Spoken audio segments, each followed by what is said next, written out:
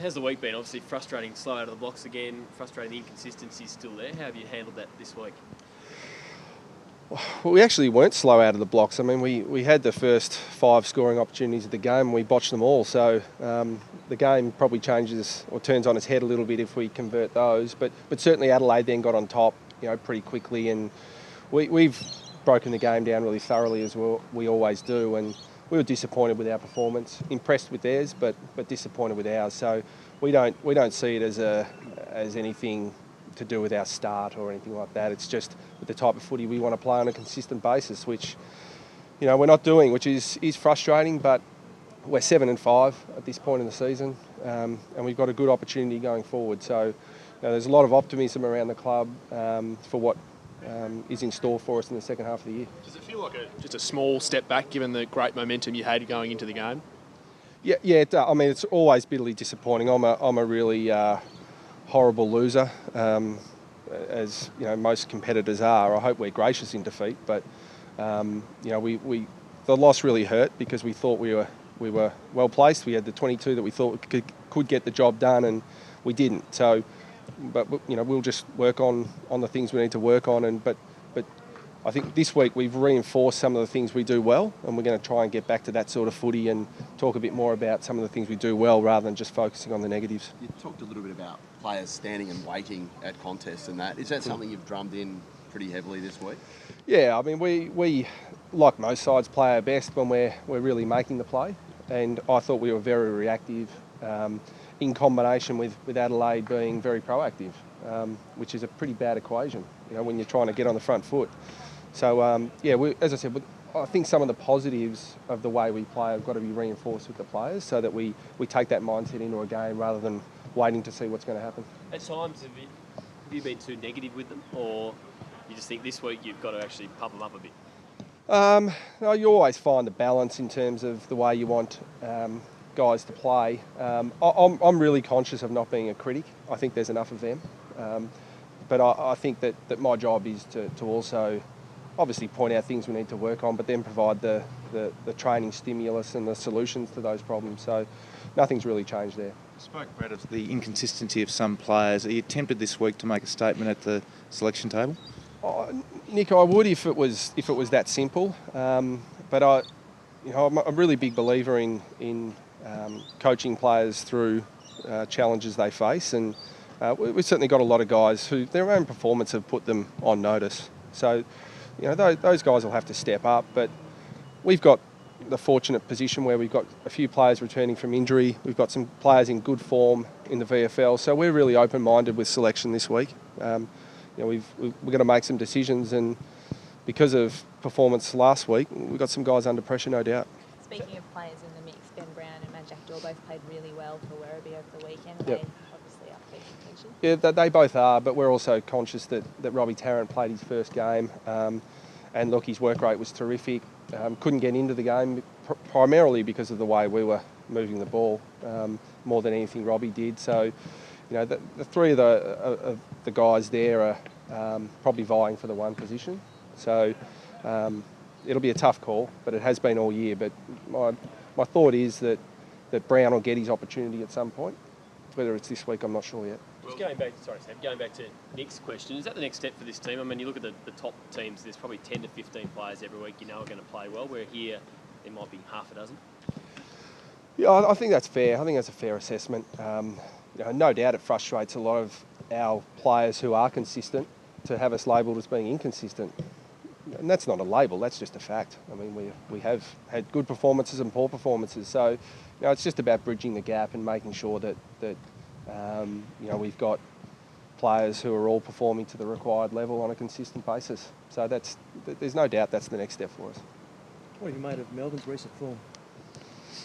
Outstanding, because their second half on the weekend against quality opposition was really, really good. They've got some really interesting statistics this year. Very, very good in some, and some really strange statistics in other ways. So their second half they really started to move the ball well, and they've got some quality inside midfielders now. And when I look at Melbourne, the last year I think they were they were hamstrung a little bit with their midfield. Nathan Jones was doing it with the support of young Jack Viney. And Viney's now another year more experienced and is a good player, and Vince has come in and Tyson's come in and Cross has come in. So their midfield's been significantly bolstered from last year, and that's paying dividends. Has their improvement surprised you? Not really, no. I think they're playing really good, honest, fundamental footy. But I don't think that, that they're, what are they, 4 and 8.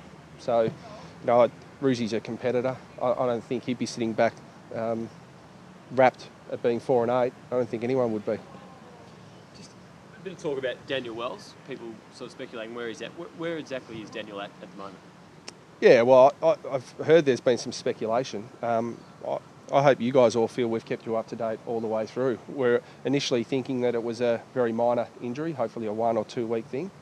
Then it was re-diagnosed as a Liz Frank injury, which can be an 8 to 12 week injury. We still have him listed at hopefully 2 to 3 weeks away, but we'll be very conservative with that. So if everything goes perfectly from here, we expect him to play in the next probably 3 weeks. But then we've got to consider that he's missed. His last game was round 5. So being medically cleared to play and being conditioned to play AFL footy are 2 different things. So it's 2 to 3 weeks, we think, with the injury, and then we've got to decide how long we take to get him up to AFL condition. Is that the same with Nathan Grimer? He's obviously listed as a test. Will he go play VFL for a few weeks, maybe this week? Nathan's a little bit different in that if we are at the pointy end of the season now, we'd probably take a risk with him and play him. He's feeling really good. He could train today, but he won't because we just feel with the nature of his injury that if we rush it, we're risking significant injury with him. So while we can, we'll keep him on ice and give him as much recovery time as possible. But there's going to come a point where we've got to pull the trigger and play him and take a bit of a risk. When do you think that will be? That's exactly the question I keep asking our medical professionals. I'd like him in this week, but I realistically don't think he'll play. He won't play this week, and I don't think he'll play next. And then, probably from round 16 onwards, we'll be having some pretty serious discussions. What have you made of the change to the runners situation at the moment with the AFL changing the rules on the run there?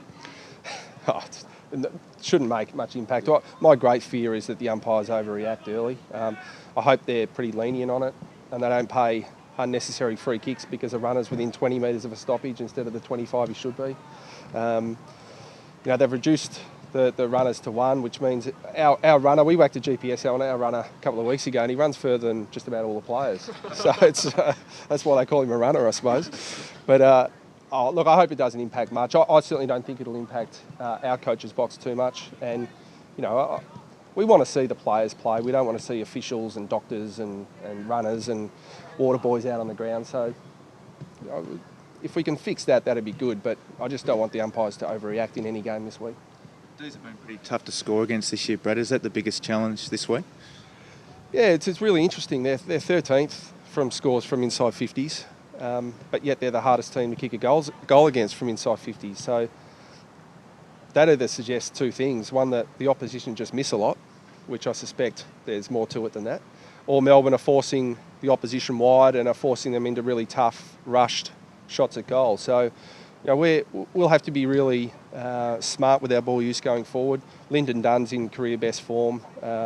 McDonald, Garland, they've got a lot of really good defenders. So, but we're scoring pretty well from our inside 50s as well. So it's going to be a real battle on that front. You mentioned they've got some unusual statistics. Is their style a little bit unique?